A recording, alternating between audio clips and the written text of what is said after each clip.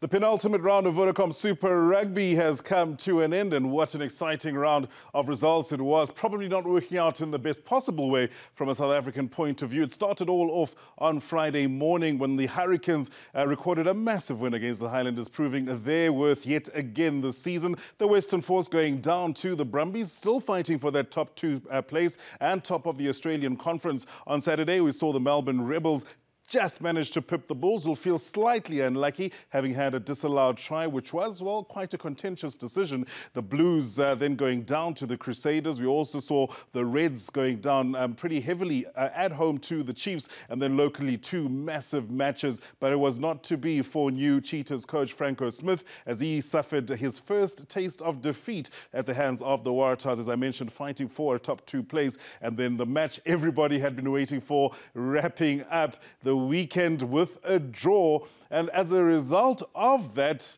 it does not bode well from a South African point of view, because there is no South African team in the top two. In fact, the DHL Stormers now find themselves in third place overall by virtue of topping the SA Conference. But insofar as points go, on 45 points, not even as many points as the Brumbies, who find themselves in sixth place overall.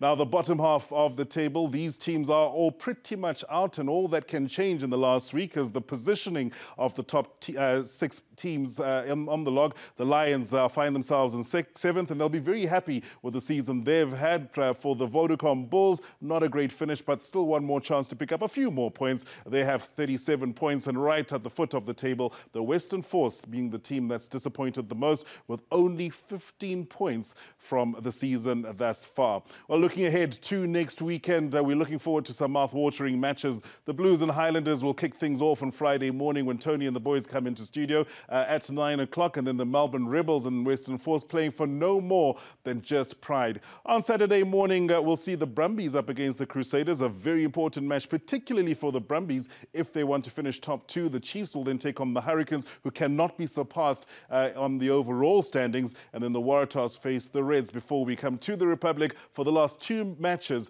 of the round-robin stage of Vodacom Super Rugby, and it is the Bulls who will be back home, and they take on the Toyota Cheetahs at Loftus Versfeld before the South Sea Sharks host the DHL Stormers, and that match, one that the Stormers will desperately want to win.